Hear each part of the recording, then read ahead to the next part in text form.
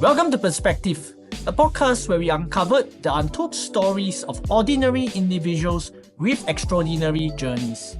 I'm your host, Victor Koo. In each episode, we go beyond resumes and surface success to explore the choices, challenges, and convictions that shaped the people behind the titles. This isn't about promoting perfection. It's about learning from real experiences so we can grow with clarity, courage, and conviction. Let's get started.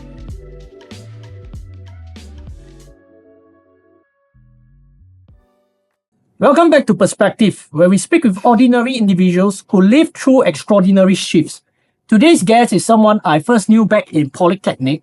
Mingjun was a year my junior, and like many from our course, part of what some would call a rowdy but tight-knit bunch.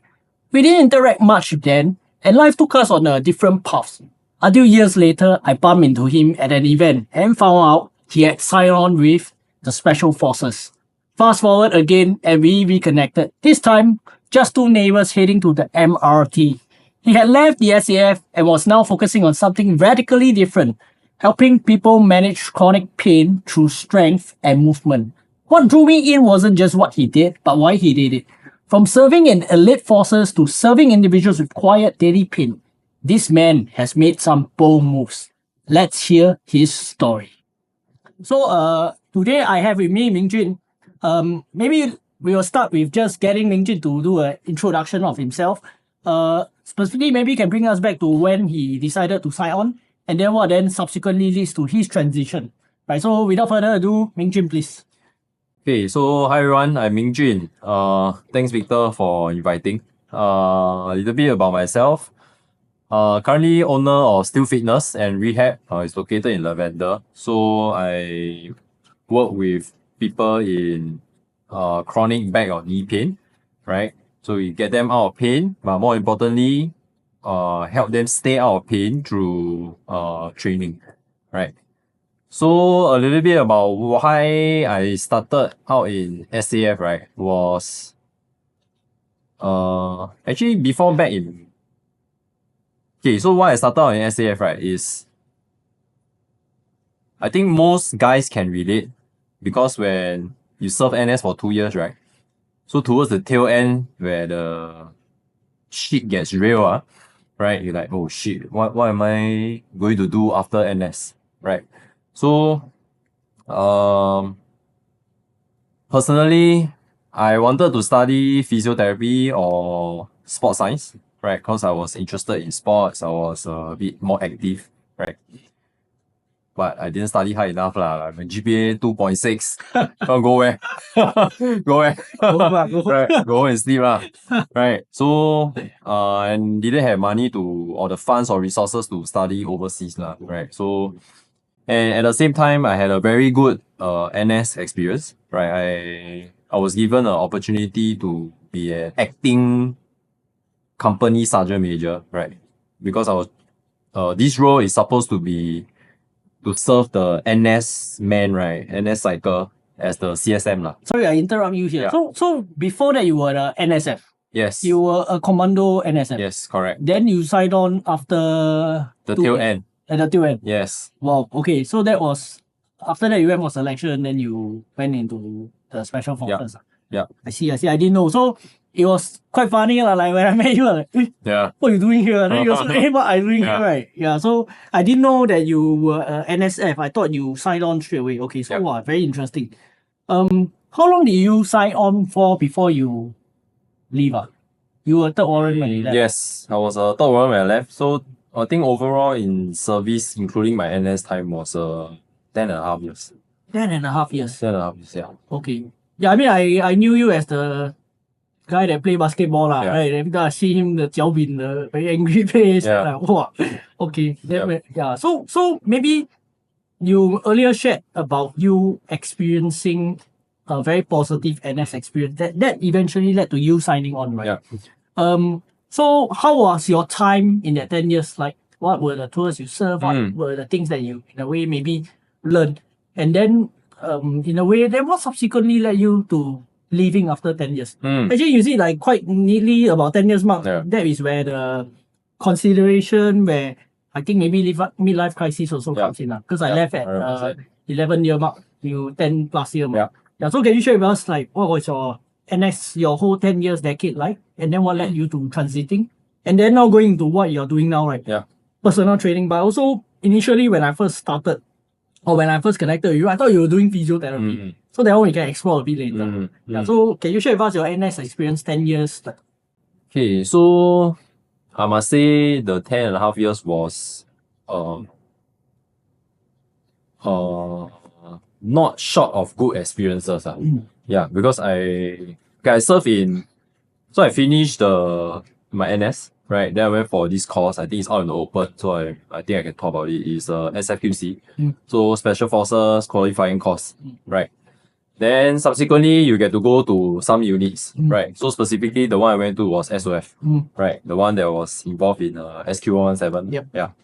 So I spent my, I think 6-7 years there. Then my final year was back at the training wing. I was conducting a course for SFTW, right? So essentially that's my tours, right? So I ended as an instructor. Yeah.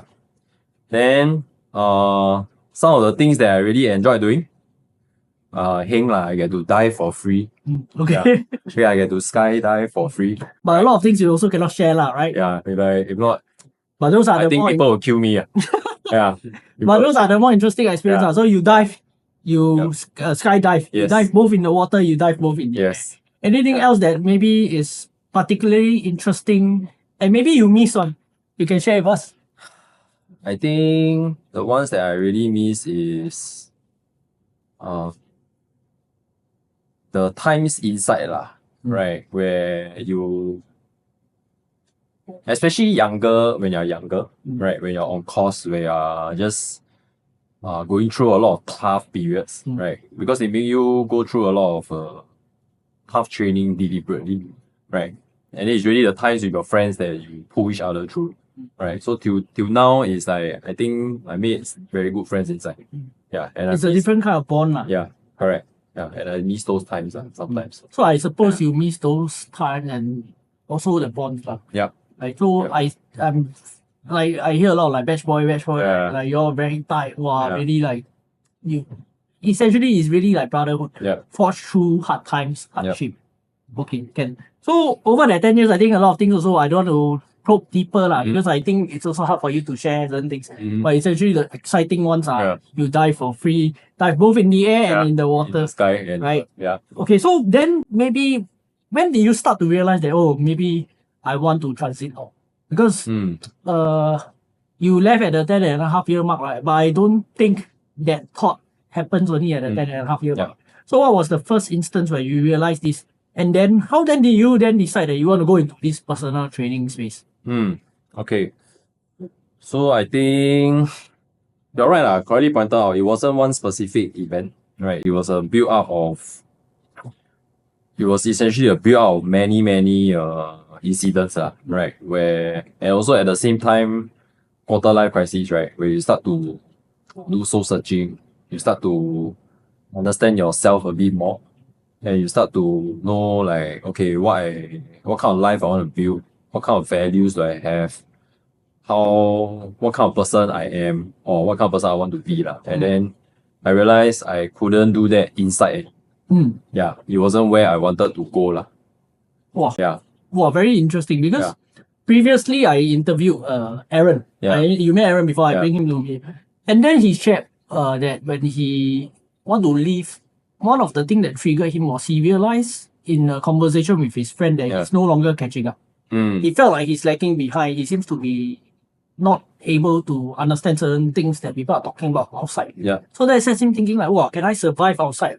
So that was one trigger point for him. I don't know whether you experienced the same thing. Then in particular, so that is one. Then next part is maybe because we came from the same diploma, right? Sports and wellness management. I don't know about you, but for me I was asking, which course don't need to study one. I just go to that course. Then my friend said, you go the sports and wellness course. I see they all like very rowdy, like don't need to study. So I ended up there. So for you, I know you were playing basketball. You were quite you were playing for clubs and stuff, right? So was that one of the reasons why you go into it? And then when you left, was that also did that contribute to why you're doing personal training? Yeah. So I guess always physically active, right? So naturally I gravitated towards more like sports. I want to learn sports, learn about physio, that kind of thing, right? Yeah.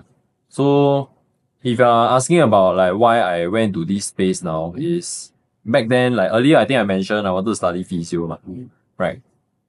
And 10.5 years later, I was still thinking about it. Yeah, I was thinking about like I want to work with something about pain related. Yeah. Partly also triggered by like seeing why my colleagues inside, right? Like why so many of them get chronic injuries, right? And they cannot come back. Okay. Yeah, which is very interesting to me lah. Like by right, like the medical system out there should be good enough, right? Like go see so and so, right? Yep. But they cannot come back. Okay. Yeah, then they start to run into allowance issues. They start to run into I see. affect their life, affect their family time, and all that, right? So I guess that also made me think about it lah, right? Okay, or affirm that okay, maybe I want to go into pain related stuff. I see. So it's a compilation lah. So one is already you have a love for sports related. You're always moving. Then next is also because of your experience where you saw some of your colleagues, especially given the nature of the work, right? The injury that they suffer from can be quite bad, right? So that sets you thinking, and then in a way, then explore this realm. Can you share with us like what was your transition like?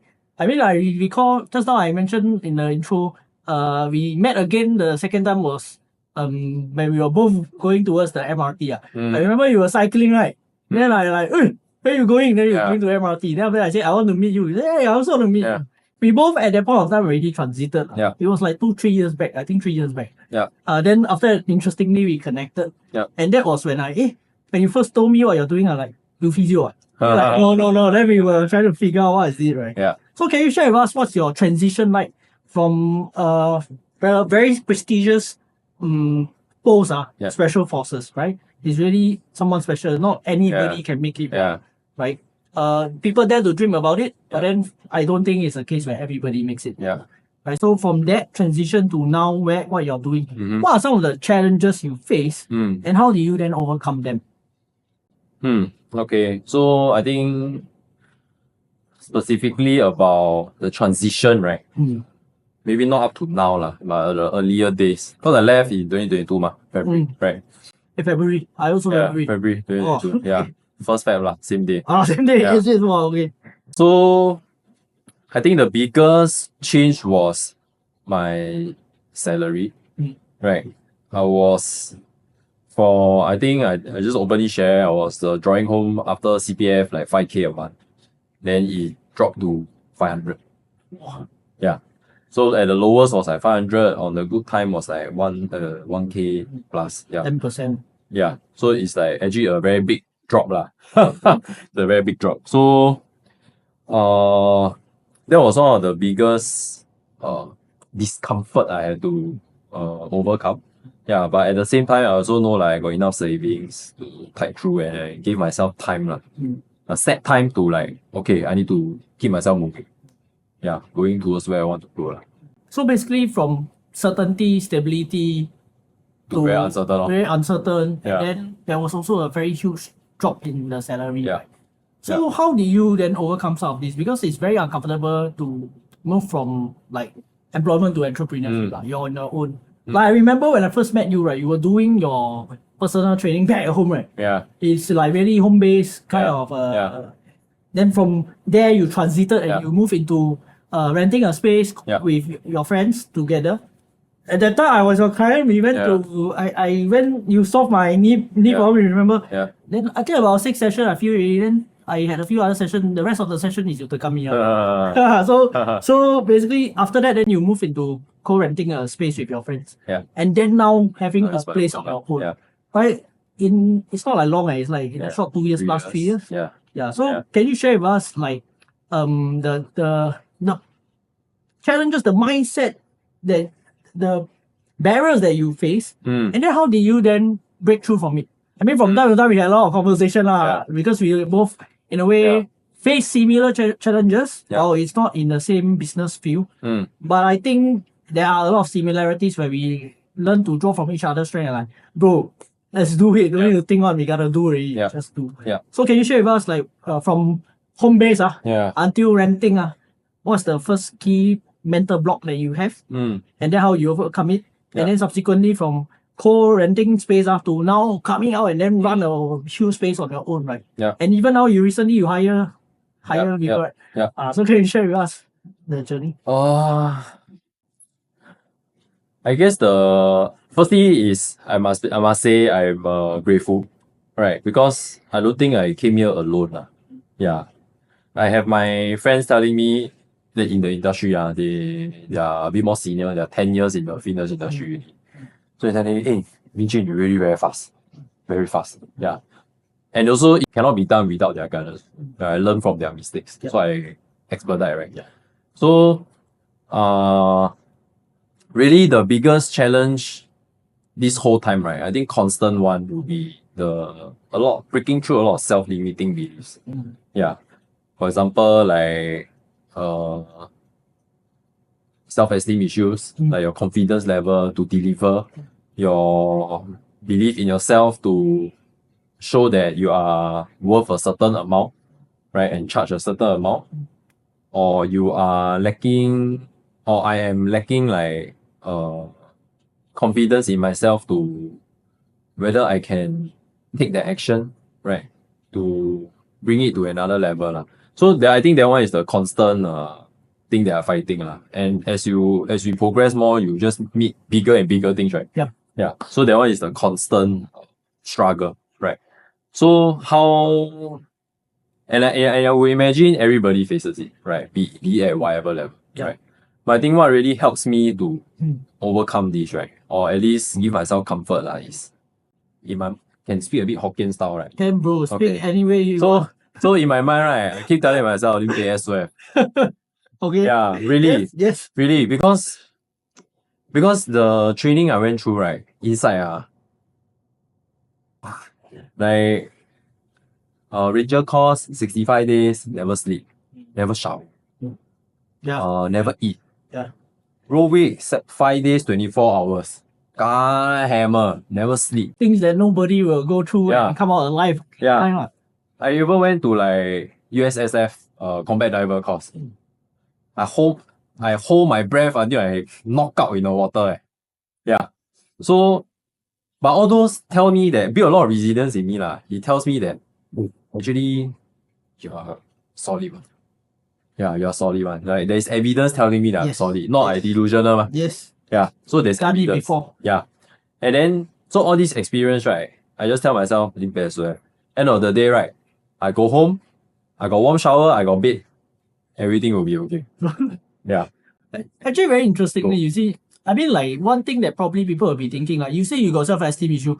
Wow, bro, you SOF, like I mean, I also would think that way, right? I mean, we had a lot of conversation. Yeah. But what I think is interesting is because beyond whether you are SOF or not, I feel it's because your standard is very high.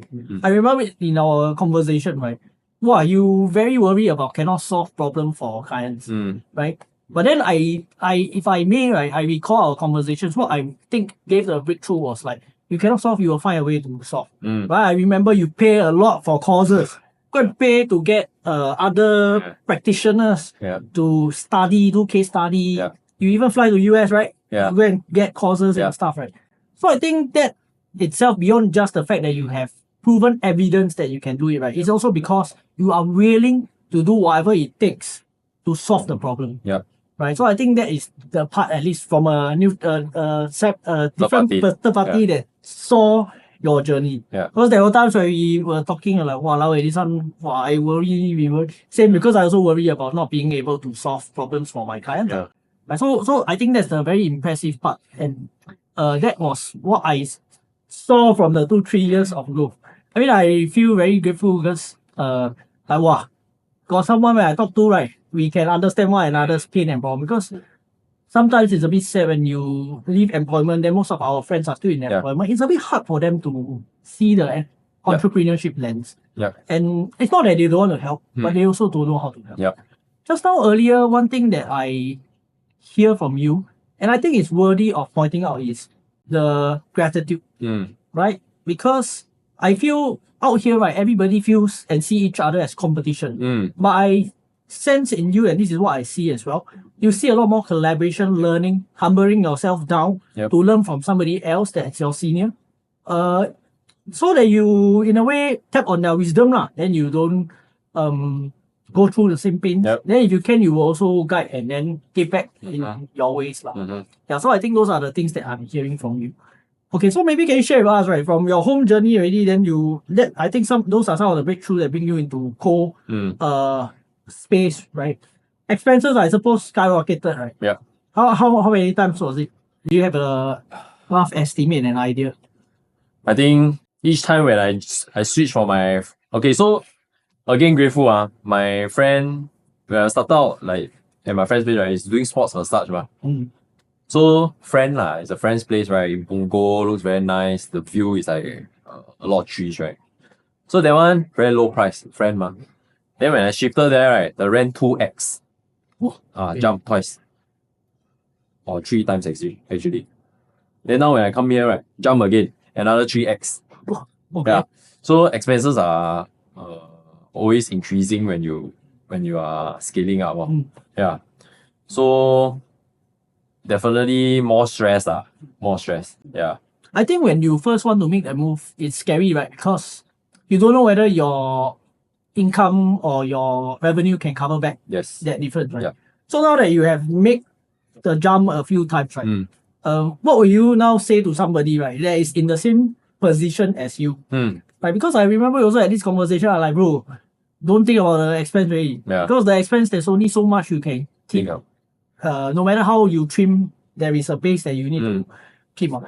Our focus needs to be in bringing in value. Then we just need to up our income. So what will you say to someone that is facing the same challenge as you? Like, wow, I want to make the next move. But yeah, at the same time, when I look at the numbers, very scary. Do you have any advice for people that is in this state? Advice Okay this is me personally, the fear is definitely there, right? And also at the same time, there's not enough context to give like proper advice, right? So I think context is very important when you want to give advice, right? But I think one thing, commonly for sure everyone will feel it is the fear, right? Regardless what context you have that fear, right? So essentially, I myself I'm still trying to, right? I am focusing more on the actionables. Yeah. Because it's how you use your energy, how you spend your time thinking about things. Instead of thinking of the expense going to be high, stress about rent. I focus the energy on how to get more leads, how to increase my income, how to provide more value. Then because that actually solves the problem. Yeah. So that's how I reframe my acknowledge the fear is there. Right, it's a problem to solve. Then pour the energy on how to overcome it. Okay. Yeah. Maybe can you share with us a bit on what you are doing now? Right. So you based on my own knowledge and experience as a client of yours, right? When people ask me what Mingjun do, I always have a hard time explaining to them because a lot of people think you are physio. You're not physio. Like, so I tell them, okay, you solve chronic pain through personal training. Yes. Essentially, the way I see it is you are correcting some of the body's bad habits and posture to then help us reset or set it back to the right position. Because a lot of pains are caused that way. So maybe in your own explanation, how then do who are the ones that you are working with, and how then do you maybe can explain to the audience, right? What exactly is this method that you are using and what you're... First, I must say it's proven it works for me, right? Before I met Mingjun or decided to correct my knee pain, I was playing futsal. For that pain, you still remember you asked me to do the action, right? So before game, I have a standard set of warm-up that you also taught me to do. And it rid me of the pain. In fact, until today, I don't have it because I think consciously I'm aware of the posture and the correction I need to go through. So can you share with the audience, right? What is it that you are, what is it that you do? And then who are the ones that actually can benefit from this? Okay. So I think I work with people in typically the age group is early 40s to late 60s, right? That's the age range I'm working with. Then specifically they have tried many things. They have tried chiropractor, they have tried all sorts of like pain management methods lah, but they are not delivered getting the outcome that they want. No. Right. So these are the profile that I work with. Thirdly, they are very committed and they feel that this is important for them. Yeah. They value health lah. Right. So namely these three categories I'm bringing now. So more importantly, so again, 40 plus to 60 plus, they chronic back knee pain. Actually any pain also can do lah, but chronic back knee just easier to tell, right? Then they try many things and they value health. They value they are committed and they are motivated to do it. Right. So generally this profile lah, right? So what I will do for them, right, is or rather why am I able to work with such cases, right? Like, how come nobody can solve I can take, right? And I do in this industry 3 years only. Why? Okay. So again, I must say I'm grateful because I came across this course lah, right? It's introduced by my friend. His name Viho lah. I think you know him also. Yeah, our Right, same lah, SW, yeah, yes. for SW, yeah. He has his own gym also, Spirit. Yeah, they're doing very well. They're expanding, building their team also, right? So I came across it, and then I don't want to go too much into the technicals, but essentially it really helped me see human movement, right, as a system, right? Because I think commonly, right, what people experience is knee pain, see the knee. Hip pain, see the hip. In isolation. Yes, they just look at here and here. But it doesn't paint the full story, ma. Yeah, because we can agree, right? Like if I pull your arm, eventually your whole body will move. Yes. Yeah. So we must so we can appreciate and agree that something that is happening here will affect something somewhere else. Yeah. So we need to address it as a whole body. That's why when you came and you experienced it, right, the first thing is I look at how you're moving and how like your posture and everything. Even the breathing, right? Yeah. There is some posture that you have to do. Yeah. So that essentially is one of the biggest game changer lah, right? Firstly, looking at it as a whole system and not in isolation. Yeah. Then so essentially how I will help my clients, right, is they will go through phases lah, right? So the initial phase is like coming for consultation, of course, right? So the key thing, right, is I have to find out like what is their goal. For you, like you want to play soccer, right? And then why? Besides playing soccer also, and you remember, I think you mentioned you got neck issue also, and then that also settled. And then that pain cause you not only your neck pain, you carry your son, right? And it don't make you feel good, right? Like why this is our father-son time, and you cannot do it, right?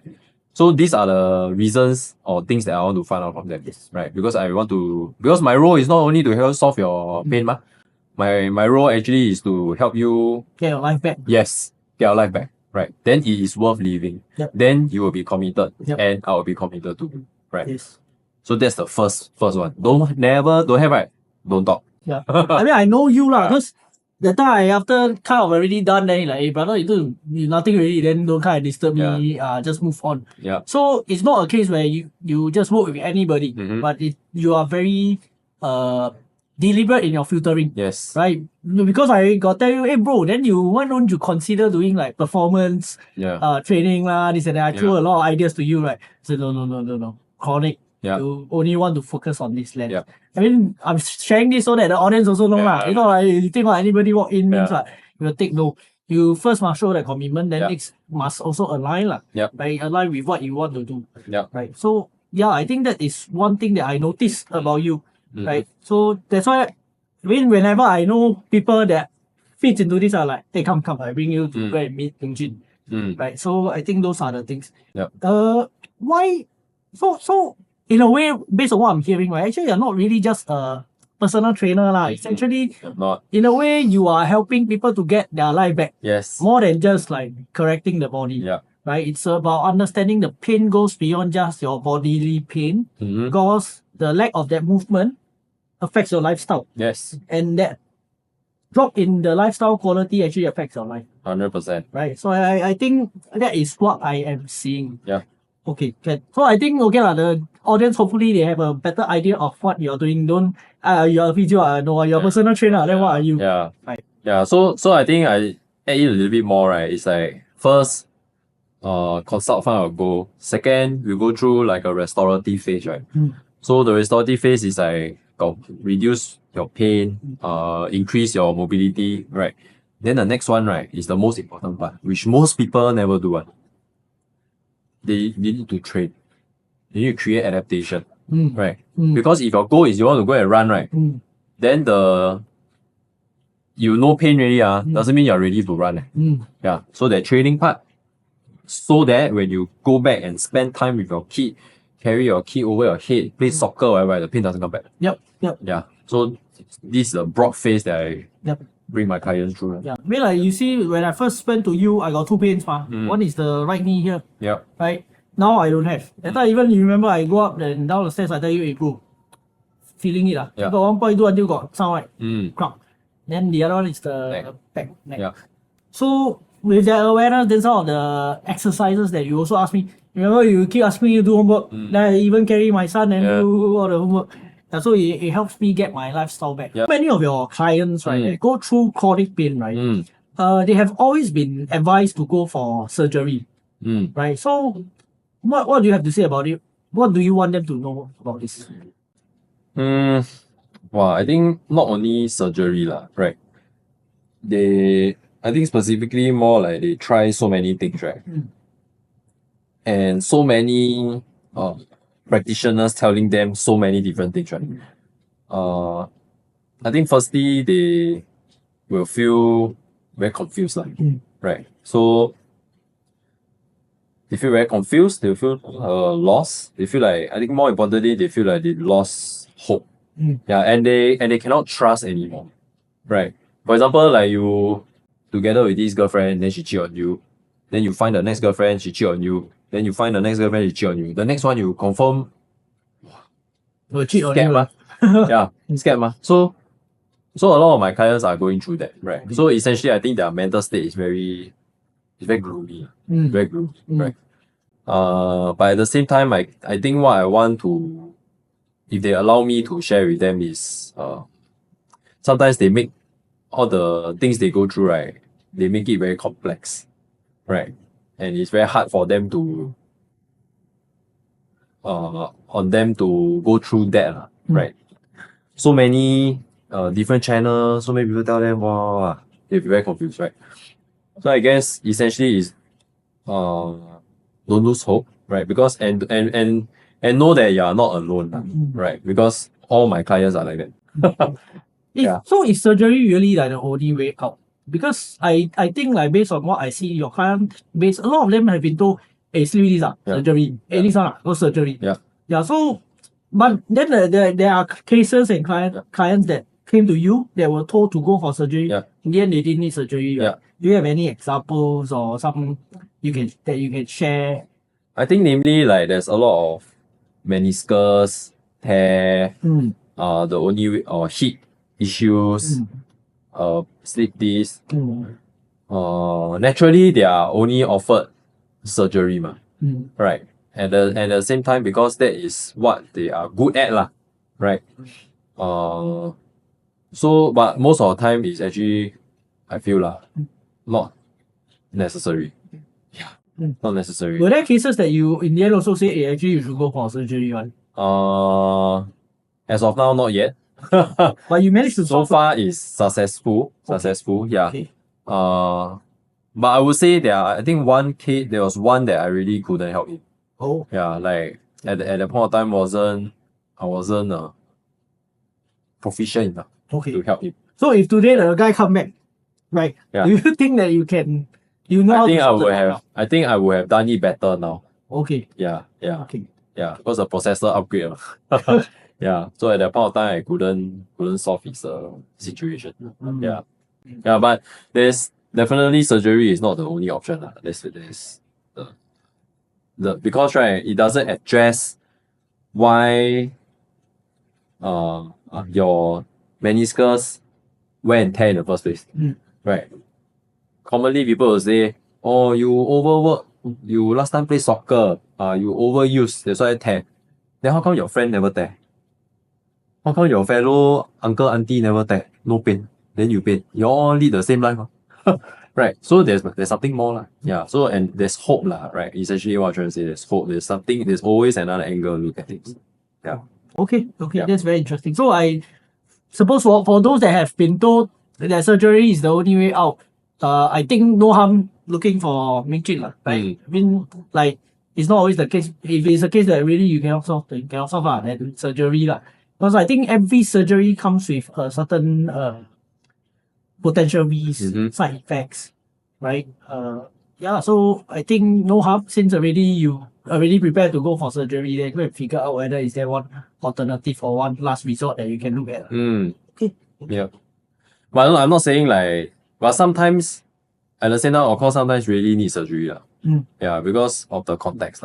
Yeah. So not saying that surgery is useless. Yeah. But certain people really need it in the end. Yeah. Okay. Maybe to end off, there will be one last question that I want to ask you. Right. So I think it's not easy to transit from a very stable job, a very prestigious one, into entrepreneurship. And then even more so going into a space where I think that is not really very common, because typically people talk about personal training, then they are either performance based, they talk about like fat loss, or they talk about all this. Yeah. But yours is like personal training, but then focus on chronic pain. Because typically people pain, then they will think of what? Physio. So I think that itself is really quite unique. Yeah. Right. So maybe one last thing that I want to ask is, what are some of the, because this one is personal to me. Yeah. I hear a lot of people complaining, especially because we came from similar background, military. A lot of people like, hey, you stupid, you go and sign on. Right? I don't know. Personally, for me, I don't think so. I do think that it helps us. So for you, right, what are some of the lessons that you think, like, going through your training in the special force, being in the military, right, actually helps you now become who you are today, and then bring you forward in your life, right? So what are some of the things that you think are essential? Maybe I break it into two questions. The first one is, do you ever regret signing on? No. I think I am meant to, I have this belief I am meant to walk that journey. Yeah. So that I can be on this path to who I am going to be.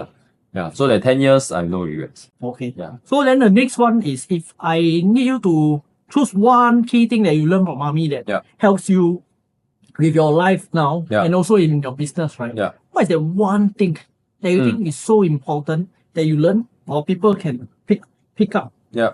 That will help them, be it in their business or even in their life. Yeah. Right? So what's one lesson? Wow. That's that one thing. If you have a few, also can share a few, but whatever comes to your mind. I think first one is, I actually got two two biggest one. First one is, I don't know whether I say this is a bit bad mouthing, but I think some of us can relate. Inside, like, you plan a lot, but you never take action. Okay. So must take action one lah. Take action. Okay. Yeah, don't inside talk. Plan everything beautiful, but no action. Right? Because out here, when you're outside, right, is you don't take action, nothing move. Yeah. Nothing move means you're stuck, Yeah. No matter how nice the plan is now. Correct. Yeah. So the problem don't get solved, your business get affected, your way ahead all come to a screeching halt. Right. But I think, to be fair, this one, inside, outside, it doesn't matter, because outside also a lot of people. So it's not really targeted at anybody, but more of in life, don't just plan.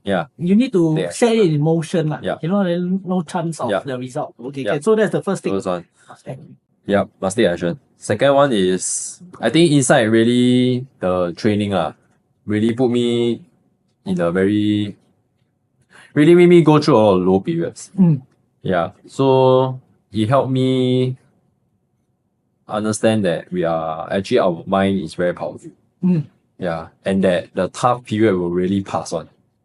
Yeah. Mm. So it's okay. The It's- suffering will end. Yeah, will end one. And it's okay. As long as you keep going. Yeah, you don't give up. Yeah, you reach that one. Pretty or not, when you reach the end, you know lah. Yeah. Okay. But don't give up. Yeah. But at the same time, it will keep you grounded also. Because good times, right, also will end one. Yeah. So I guess that the time inside helped me balance this very well. Like when I do good, that month, wow, say good. I'm happy, grateful, but I don't be complacent. You prepare for the not so good months. Yes. Yeah. And then when there's the not so good, really very tough, right? Nothing is working out that month. It's okay. Good times will come. Yes. Yeah. Okay. Well, that's really very, very powerful. Yeah. Especially for those that I think are listening and in similar, be it entrepreneurship, sales, basically anything that the income is not stable one. Right? Even in work, right? There will be good months where maybe you lobo, then you get high pay, then there are months where you super a lot of work. Yeah. Then pay the same employment, Yeah. right? Yeah. So okay, thanks so much for sharing, bro. So Yep. I would urge anybody that's facing any of these challenges, be it chronic pains or anything, to look for Mingjun. Yeah, just a consultation, right? Your consultation, do you charge? You charge? Yes. Currently now is 39 lah. Okay. Yeah, because it's low barrier of entry for people. Okay. Yeah. So it's about an hour. okay, if you want it consultation, they can hit you up through IG. Right? Instagram, yeah. Okay, so later I'll put in the links and stuff, so you all can look up Mingjun through his IG. If not, then we have come to the end of the podcast. Thanks so much for coming Thanks. on board, bro. Thanks. Mingjun's journey reminds us that courage doesn't always look like jumping out of planes or executing high-risk ops. Sometimes, courage is walking away from what everyone else thinks is the best route to carve out something aligned, something meaningful. To those struggling with chronic pain or trapped in cycles that don't serve you, Mingjun is living proof that there is another way. And to those at a crossroad in your career, you don't need certainty to move. You just need clarity on who you want to become. Thanks for tuning in to Perspective. Until next time.